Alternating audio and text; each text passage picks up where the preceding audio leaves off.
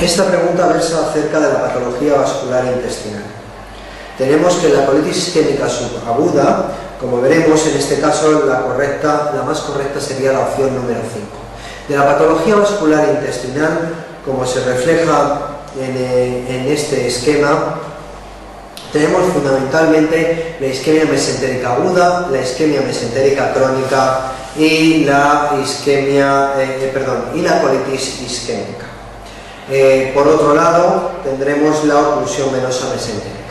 De la isquemia mesentérica aguda, generalmente la causa más frecuente es la etiología embólica y por lo tanto la foto o el caso clínico típico va a ser el de un paciente con una fibrilación auricular que acude a urgencias con un dolor abdominal muy importante, con un dolor abdominal que puede cursar incluso con peritonismo.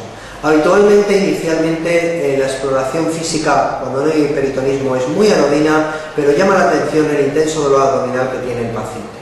Inicialmente la analítica también es irrelevante hasta cierto momento en el que observamos datos de isquemia, como puede ser una elevación muy marcada de la LDH. En ese caso, habitualmente, el paciente ya suele tener un pronóstico ominoso, ya que estamos en la fase de isquemia intestinal masiva y por lo tanto es una patología que tiene una mortalidad extremadamente alta.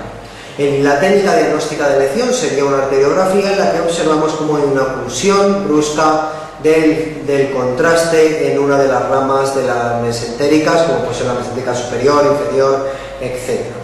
Generalmente el pronóstico es ominoso, dado que cuando se sospecha y se hace una arteriografía o un escáner y se demuestra esta patología, existe una isquemia mesentérica masiva y el paciente tiene gas en la porta y muere de ese proceso tan grave.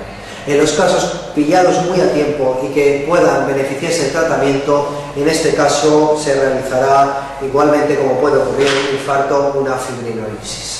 La isquemia mesentérica crónica, la foto es distinta, generalmente la etiología es por desarrollo de las placas de ateroma en las ramas mesentéricas y por lo tanto la clínica típica va a ser la de la angina postprandial. Ese paciente, igual que el de la angina de pecho, que cuando corre detrás de un autobús presenta la clínica anginosa, cuando su intestino hace ejercicio, o sea, a la hora de la digestión, va a presentar un dolor de tipo anginoso.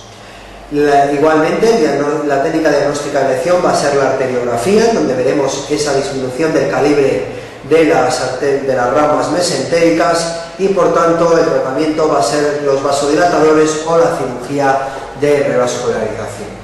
La colitis isquémica es otra entidad completamente distinta desde el punto de vista clínico. Generalmente es una enfermedad de la microvascularización y por lo tanto a la hora de diagnosticarlo no nos va a ser útil la arteriografía.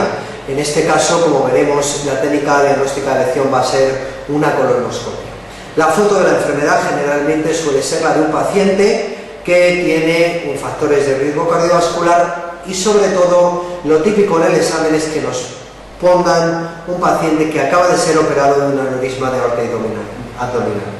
Durante el tiempo de clampaje, en la intervención, esa mucosa que previamente ya tiene cierta tendencia a la isquemia termina de hacerse isquémica y el paciente cursa con rectorragia, no con dolor.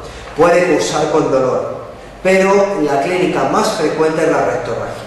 En ese momento la arteriografía no tiene valor dado que no es capaz de ver las ramas distales mesentéricas, sino que se realizará una colonoscopia donde veremos esa mucosa con datos de isquemia, una mucosa con erosiones, con áreas amoratadas e incluso con hematomas submucosos, cuya expresión radiológica son las imágenes en huella digital. En este caso, el tratamiento generalmente es conservador, ya que suele ser un proceso autolimitado, salvo en casos graves que requieren colectomía, suele ser un proceso autolimitado que se trata con sueroterapia y antibióticos. La oclusión venosa mesentérica, proceso menos frecuente, se caracteriza por una trombosis aguda a nivel venoso de las venas mesentéricas y la clínica es muy inespecífica, con un dolor generalmente muy insidioso u otra clínica muy inespecífica que a la hora de realizar un escáner podemos observar trombosis a ese nivel o incluso gas en la vena porta, también en ese caso con pronóstico malo en esos casos, el único tratamiento serían los anticoagulantes o incluso la cirugía.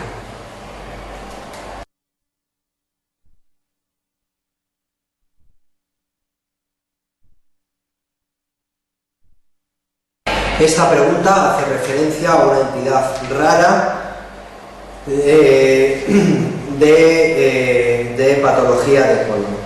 En concreto, la colitis colágena se caracteriza, es una entidad rara, como hemos comentado, en donde existe un depósito de colágeno por debajo de la mucosa que actúa a modo de impermeable, de tal forma que estos pacientes cursan con diarrea y por lo tanto entra dentro del diagnóstico diferencial de las diarreas crónicas.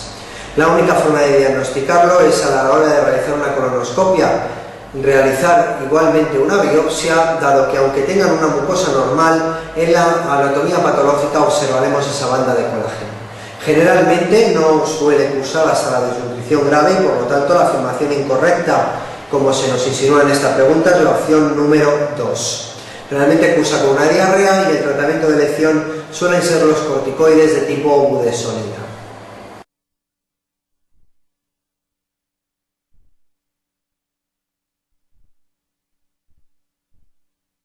La siguiente pregunta nos acerca del colon irritable. Tenemos una paciente de 25 años que cursa con episodios de dolor abdominal. Es el síntoma princeps, en este caso clínico, pero además puede cursar tiene estreñimiento, por lo tanto nos hace pensar en un intestino irritable. Además, todos los estudios son normales, hecho que nos afianza un poquito más el diagnóstico. El diagnóstico de colon irritable, recordemos que es un diagnóstico siempre o debe ser un diagnóstico de exclusión, donde tiene las pruebas normales y en donde la clínica puede tener 3 síntomas que pueden aparecer indistintamente alternándose o aparecer fundamentalmente. Uno son el dolor abdominal, la diarrea y el estreñimiento. El tratamiento de intestino irritable es un tratamiento sintomático del dolor con espasmolíticos, de la diarrea con antidiarreicos y del estreñimiento con laxantes. Y en función qué clínica tenga el paciente y en qué situación nos encontremos, lo trataremos de una u otra forma. Además, el intestino irritable es un trastorno de hipersensibilidad visceral. Son pacientes que tienen alterada la transmisión serotoninérgica hacia los núcleos del RAFE posterior, ello y otra serie de alteraciones, lo que le confiere que sea más sensible a estímulos que en condiciones normales no deberían de ser dolorosos, como puede ser el propio peristaltismo intestinal u otras percepciones.